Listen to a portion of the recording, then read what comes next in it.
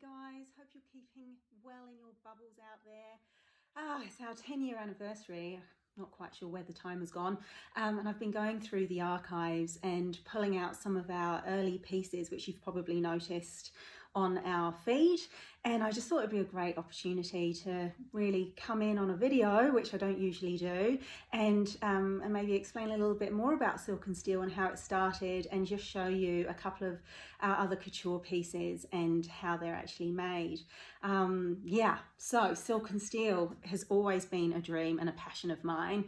Even when I was at art school many moons ago, I decided that I was absolutely going to be a designer one day. And during a textile course that I was doing, we were creating this incredible textile using a technique called Silk and Steel, and I was so blown away at how juxtaposing materials could create just this beautiful fabric.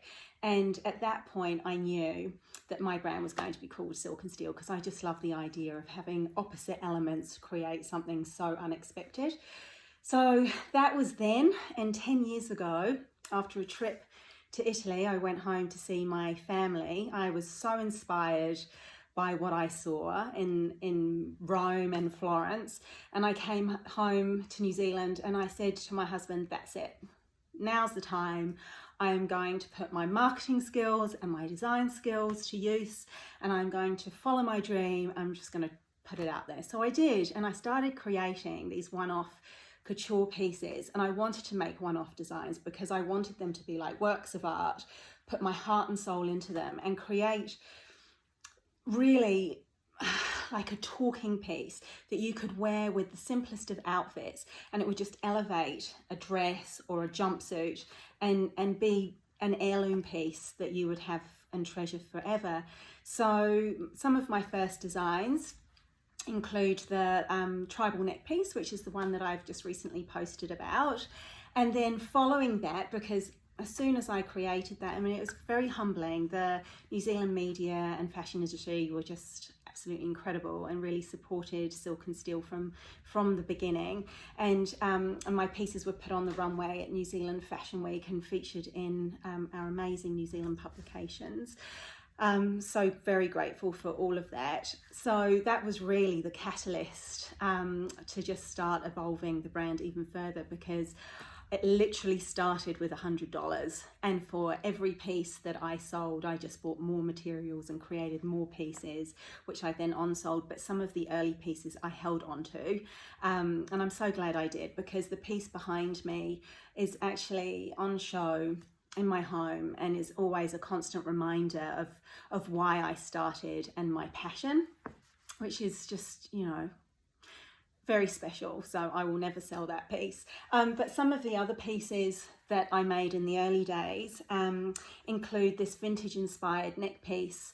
Actually, these elements I found in an Indian shop on K Road, and I just thought, wow, that's just so beautiful. And I pulled the necklace apart, and then I remade it and I put it onto a beautiful silk velvet backing, and that in itself was just so striking. I couldn't even sell this piece because I just loved it so much.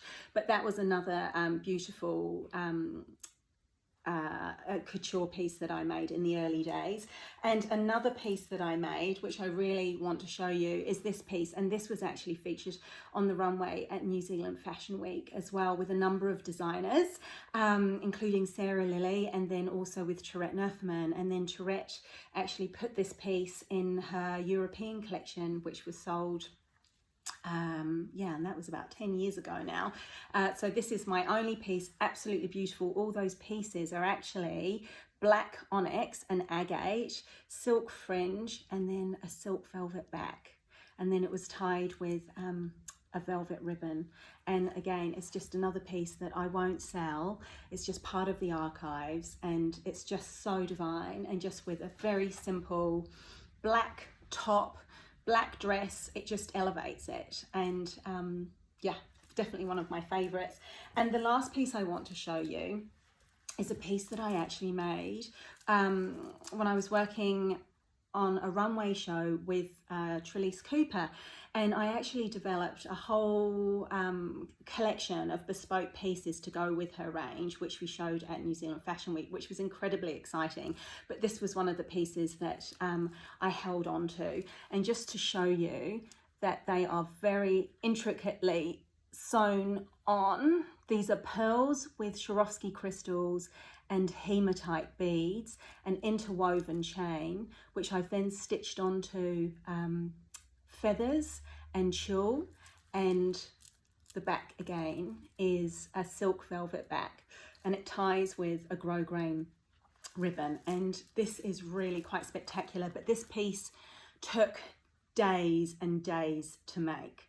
So again, it's just one of those pieces that I'm sure I will sell one day, but I just love to hold on to them because they're a real memory and a work of art. And I've, you know, with any of the couture pieces that I make, including the vintage pieces, I put my heart and soul into them, and they develop themselves over time. So there's no sketching with these. I have an idea, I play around with the elements and see what works together, and then the actual design just takes form over a number of days. I keep coming back to it and then playing around, and then I'll finish it off when I'm happy with the finished finished product. So there you go.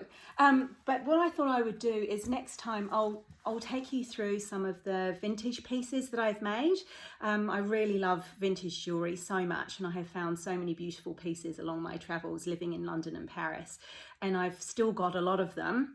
Some have actually sourced from the States as well. So I'm currently working on a couple of new vintage designs, and I'd love to show you the process of that, and then even take you through some of the other ones that I have made that I've still held on to, and give you a little bit more insight into how, yeah, some of the jewellery's developed. So I hope you've enjoyed this. Thank you so much, and keep an eye out for another post very soon. Okay, see you soon. Thanks.